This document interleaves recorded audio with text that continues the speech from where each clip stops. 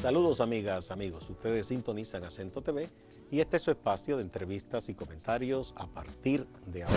Hoy tenemos como invitado a un amigo de muchos años, el economista Emilio Galván, en esta ocasión como vicepresidente de la Confederación Nacional Agropecuaria, Confenagro, que es una entidad muy importante que reúne a importantes productores del campo dominicano y que incide con opiniones, propuestas en la vida nacional. Bienvenido, Emilio. Bien, gracias, hermano Gustavo. Para mí es un placer estar aquí contigo. Esta es mi casa. Así mismo aunque es. esta casa se ha puesto más grande ahora. Ha crecido un poquito. Ha crecido mucho, pero esta es mi casa y quiero recordar que aquí comencé a escribir mis artículos. Ojalá tú los tengas guardados. No, tú tienes tu columna abierta cuando sí. quieras, ahí está. No, pero mi columna que se llamaba Venciendo el Odio.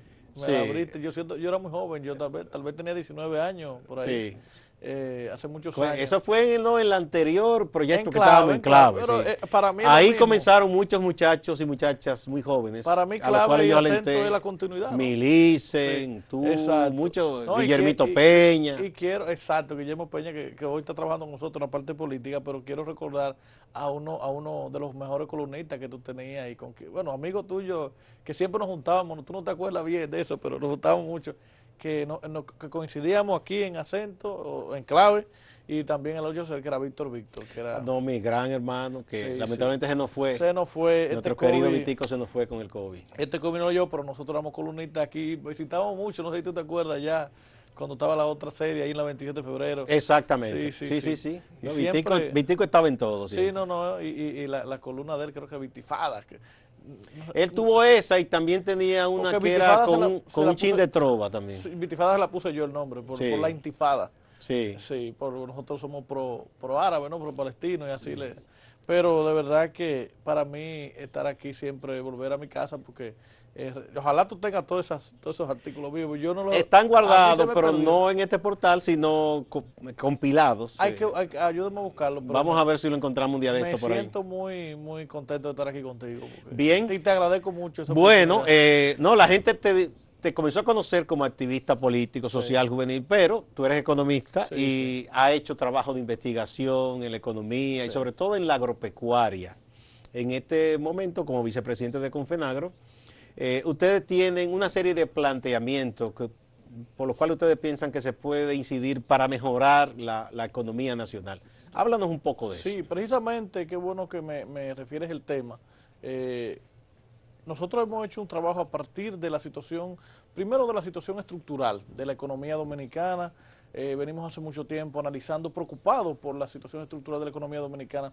Somos un país con una deuda creciente que ha ido, digamos, escalando significativamente, producto principalmente del déficit fiscal que hemos tenido durante mucho tiempo. Ese déficit está explicado en los bajos niveles de recaudación del país, y en los altos niveles de gasto público. Quizás no es la mejor forma de gasto, pero tampoco puede un país en desarrollo, digamos, abstraerse de lo que es la necesidad de un gasto público creciente en vista de la necesidad de promover el desarrollo.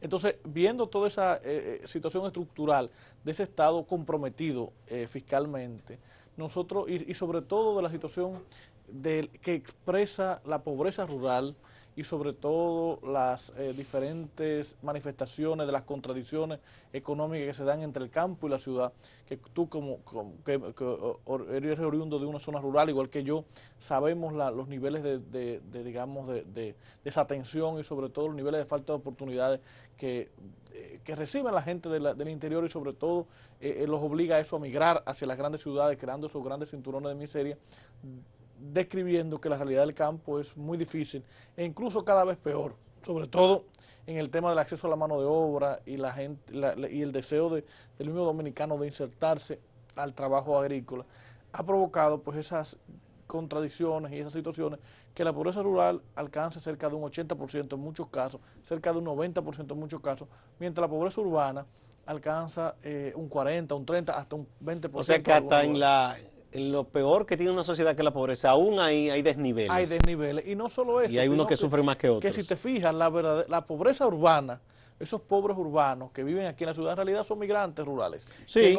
La mayoría, el 90%, son gente de otros lugares que no encontraron oportunidades y tampoco... Diría una buena amiga que estudia mucho el tema, que que no son en realidad ni siquiera migrantes, son expulsados por la situación económica. Esa es la mejor, porque nadie quiere dejar su lar nativo. Esa es la mejor definición y la mejor, palabra para describir esta realidad. Ahora bien, entonces ante esta realidad que estamos viviendo, nosotros le explicamos desde el punto de vista del abandono, primero la situación del Estado y de la economía en general, una economía relativamente dependiente también económicamente de un Estado, de un país, en términos de sus exportaciones, una economía vulnerable desde el punto de vista de los abierta y vulnerable desde el punto de vista de los vaivenes de la economía internacional, pero también vamos a decir, una economía caracterizada por la contradicción y por la desigualdad y sobre todo por la deuda social acumulada, que es lo que te estoy expresando, porque cuando esos migrantes o esos expulsados o esos, digamos, esos exiliados de sus tierras vienen a la ciudad, comienzan a demandar servicios que el Estado no les provee. Y entonces nosotros a eso le llamamos la deuda social acumulada, porque son servicios que el Estado les debe en términos sociales, en términos económicos a esos ciudadanos que no los reciben. Son oportunidades que se les han negado y entonces ante esa realidad nosotros hemos identificado que el abandono del campo, el abandono de las políticas agropecuarias, que en un momento eran muy fuertes, la transformación de una sociedad rural o de una economía agropecuaria a una economía, entre comillas, de servicio, es una de las causas fundamentales de este deterioro económico y social que vive el país. ¿Por qué? Porque cuando se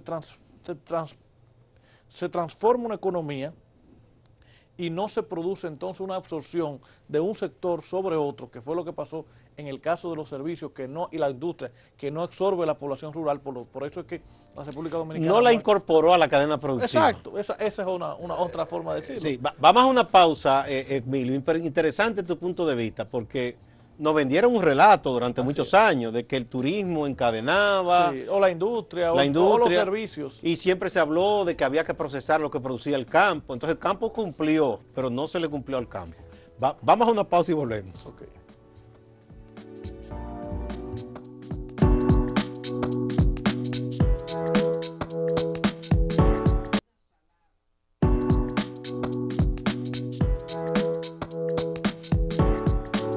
El economista Emilio Galván, vicepresidente de la Confederación Nacional Agropecuaria, es nuestro invitado de hoy. Usted decía que se nos venía un relato porque se había dicho que ya aquí estábamos prácticamente produciendo el 100% de los alimentos que demanda la población dominicana, que el presidente Medina específicamente le había devuelto como la dignidad al campo con las visitas sorpresa llamadas. Todo esto, ¿qué fue? Una falsa. Y fue una falsa porque... En su totalidad, no hubo algo por lo menos que... En general, que impactara. El relato en general.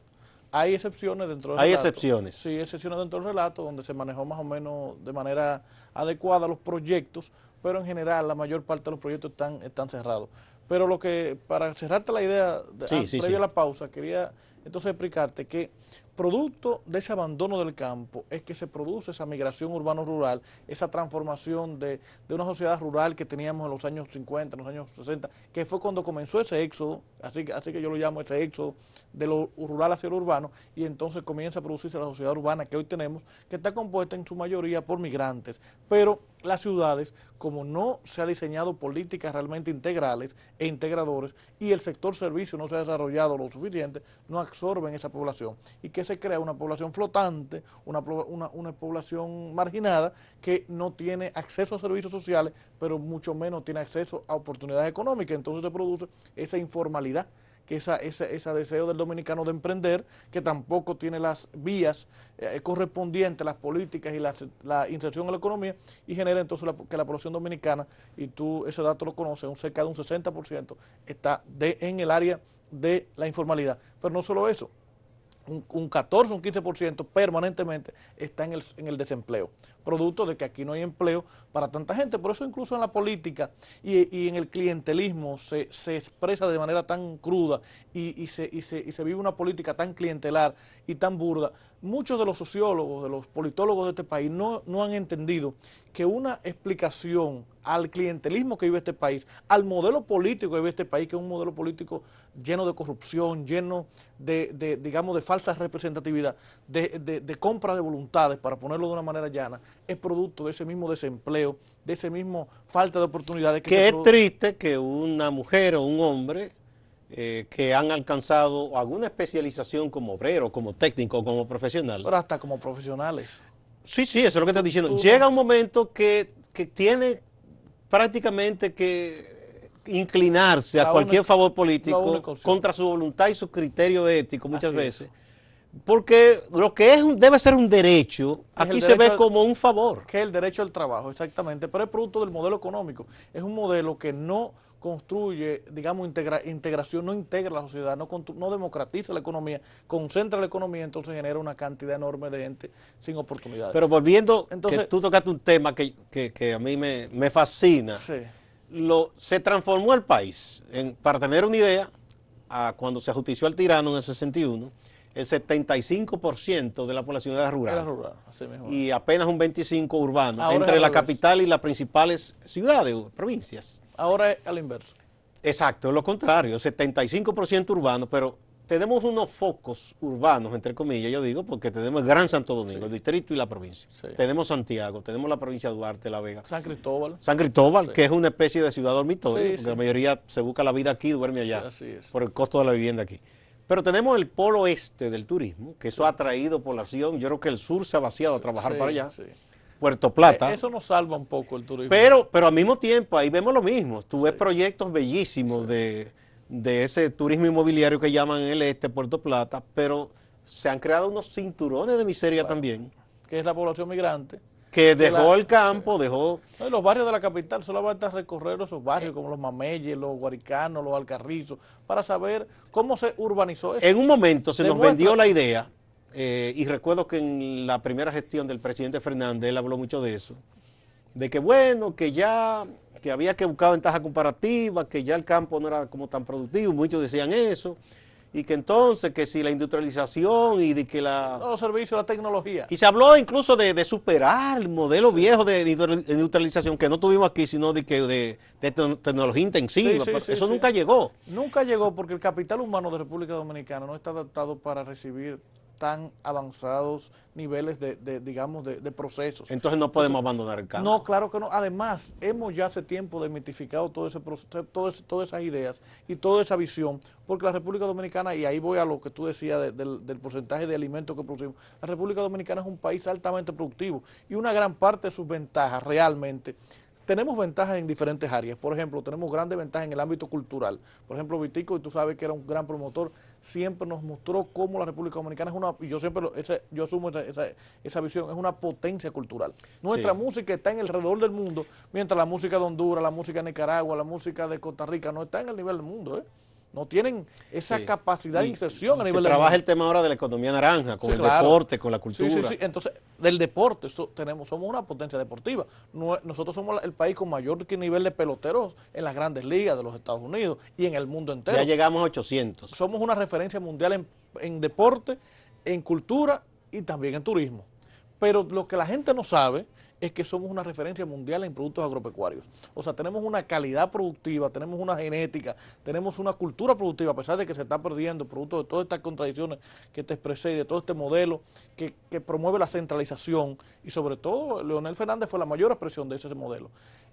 Tenemos una producción agropecuaria realmente ejemplar. Por ejemplo, la gente, y tu provincia, la gente no sabe que San Francisco de Macorís es la ciudad del mundo con mayor cacao orgánico, de todo el mundo. Es más valorado, así mismo es. Y eso nos debería llenar de orgullo, porque además el cacao dominicano, aunque lamentablemente nosotros lo que consumimos es café, tenemos esa cultura, el cacao dominicano es valorado y reconocido en Europa como el mejor, y como estamos, digamos, dentro de los mejores del mundo, pero no solo el cacao, tenemos una piña de excelente calidad. Y ha sido, lamentablemente, más un esfuerzo privado. Todo un esfuerzo privado. Incluso el turismo, aunque el turismo tuvo una ley desarrollo. Por ejemplo, tú vas a Bávaro, si tú fuiste a Higüey hace 8 años, 10 años, y conociste esa carreterita por donde se llegaba a Higüey, ¿tú te acuerdas? No, eso era una tortura. Que además yo mismo cuando fui vi varios accidentes, yo dije, pero ¿y cómo nuestro país ha desarrollado tanto con esta infraestructura? Entonces, el desarrollo privado ha sido prácticamente la esencia de este país porque hemos tenido un Estado concentrador en la ciudad, hay que decirlo, pero también con muchas limitaciones de visión de Estado. Y sobre todo después de la muerte del tirano, que independientemente de sus crímenes políticos, tenía una visión de Estado muy clara y digamos, como yo diría, una propuesta. Claro que era el État-c'est-moi. Sí, sí, claro. Él era todo. El beneficiario de toda esa política era él, pero había una política y una visión de Estado que lamentablemente no hemos podido, y es lo que Pelegrín habla de esta visión, de ese proyecto nacional, que nosotros los dominicanos hemos ido de una u otra forma construyendo, pero también abandonando. Porque es toda una lucha entre la luz y la oscuridad, la gente que piensa en el país y los que piensan en sus beneficios e intereses. Emilio, entonces, vamos a otra pausa. Volver a lo de Danilo. Cuando volvamos, sí, volvemos a ese tema ya, para que vayamos redondeando. Sí. ¿Y cómo ustedes encuentran en estos momentos? Yo digo encuentran porque ha habido un cambio de gobierno. Así es. La agropecuaria y las cosas que ustedes entienden que el presidente Abinader puede abordar y puede hacer. Vamos a la pausa primero.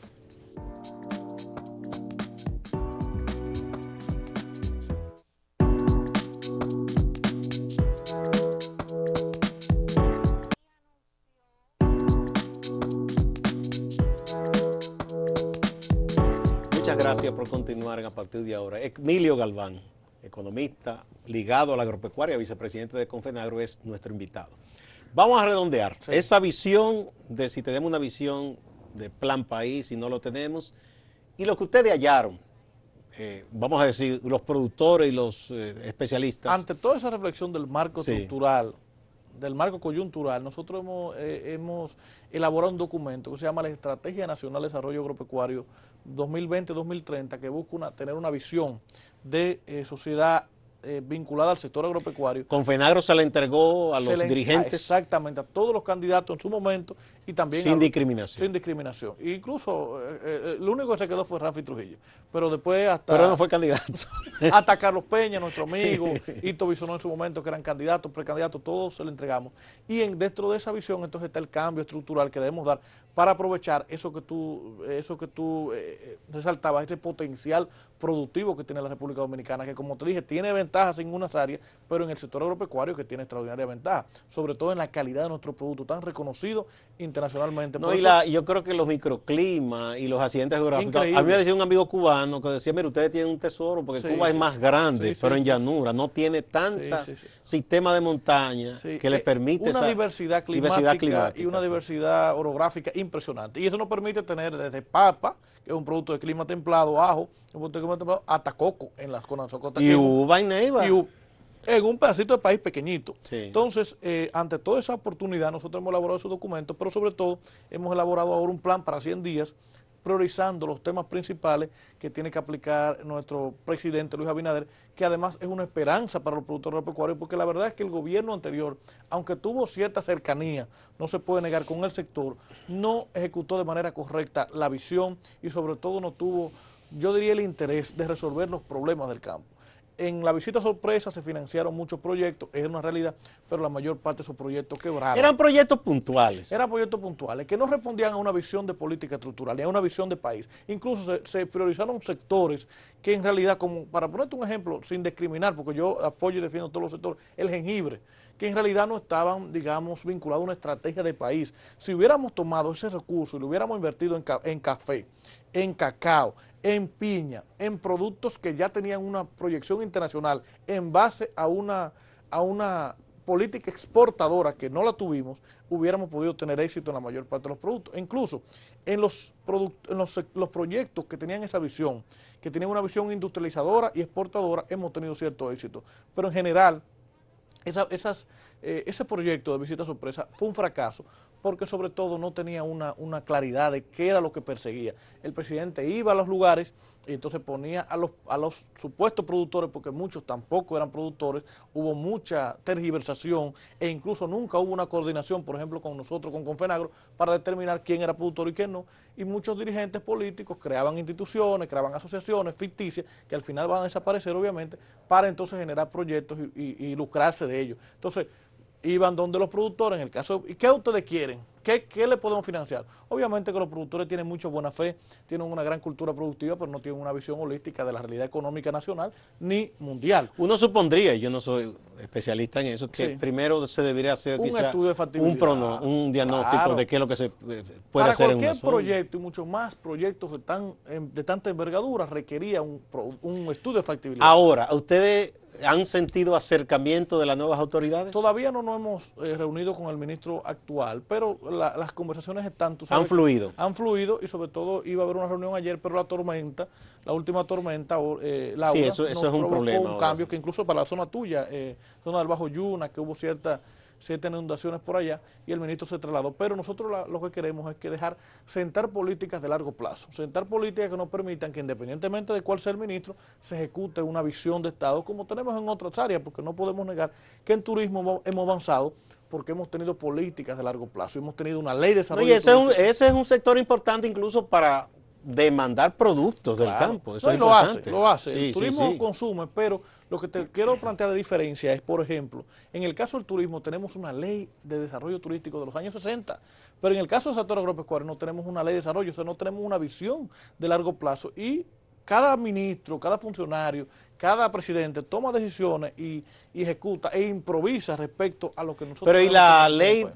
de Estrategia Nacional de Desarrollo, que era hasta 2030, hay que revisarla, muchas cosas no se han hecho. Sí, Ahí no, se incluye la parte de la sí, agropecuaria. E incluso el planteamiento de Estrategia Nacional de Desarrollo Agropecuario para derivarlo a partir de la Estrategia Nacional de Desarrollo. O sea, por lo menos sí estamos incluidos, no de manera, digamos, prioritaria como debiéramos estar incluidos, porque somos la base de la economía nacional. En todos los municipios de la República Dominicana existe producción agropecuaria, no así industria, por ejemplo, no así turismo, pero la agropecuaria Está presente donde quiera. Y no solo eso, sino que es el mayor empleador después del comercio. ¿Cuántos empleos directos está produciendo el campo ahora mismo? Cerca de 600.000 empleos produce el campo y cerca de 300.000 productores, o sea que estamos hablando De manera directa. de manera directa. Además de los indirectos. Cerca de 1 millón de personas directamente vinculados al campo y muchos de manera indirecta, porque cuántos estudiantes y familiares no viven de la renta que genera la agropecuaria, que deben ser mayores, porque el campo dominicano el campo dominicano y la República Dominicana es una estructura rica.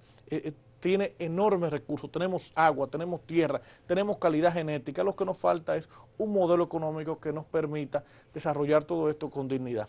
Porque El Banco Agrícola, ¿ustedes piensan que debe producirse algún cambio bueno, en la política de crédito? El Banco Agrícola debe cambiar porque el Banco Agrícola, aunque ha sido mejorado, el Banco Agrícola es una estructura de los años 50, creo que de los años 40, fundado por el dictador, una visión del dictador.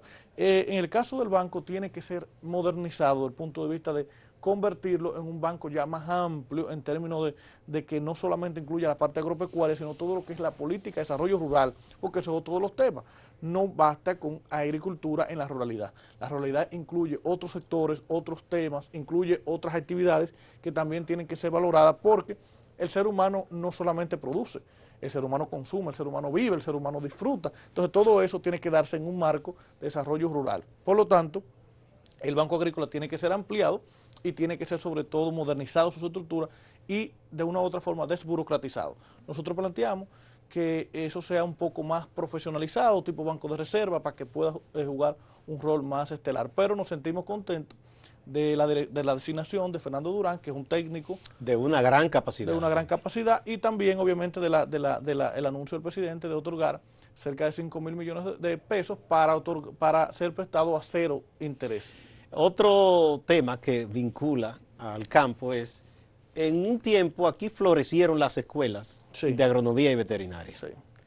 Están un poco languideciendo. Sí. La más grande, la de nuestra Universidad Estatal, la UAS, de hecho ha ido un poco bajando, y los muchachos y muchachas que se forman en la veterinaria, por ejemplo, para ellos es muchas veces más rentable tener una clínica para mascotas. Menores, sí. para mascotas, pero no es porque ellos no tengan vocación, sino porque quizás no hay un atractivo en el campo. Todo eso tiene que ver con el modelo económico, o sea, el modelo económico que prioriza la ciudad y que se expresa en uno de los temas más nodales, que es en los precios de los productos alimentarios, que son presionados para que estén a la baja. Y entonces eso permita subsidiar a las otras actividades de la economía y permita que República Dominicana tenga unos salarios deprimentes que no son ni siquiera en el promedio de América Latina. Incluso tenemos salarios en muchos sectores, por ejemplo, en el caso de policías y militares, por debajo de Haití, por ejemplo. Ese modelo, eso ya va a mejorar ahora. Bueno, eso esperamos. Y eso sí, no, el presidente hizo un compromiso solemne, ya comenzó aumentando el 15%. Sí, el 15%, y esperamos que eso se... Pero obviamente que los salarios en general son bajitos en República Dominicana. Entonces, toda esa política, todo ese modelo ha generado una situación, digamos, de márgenes muy disminuidos en el sector agropecuario.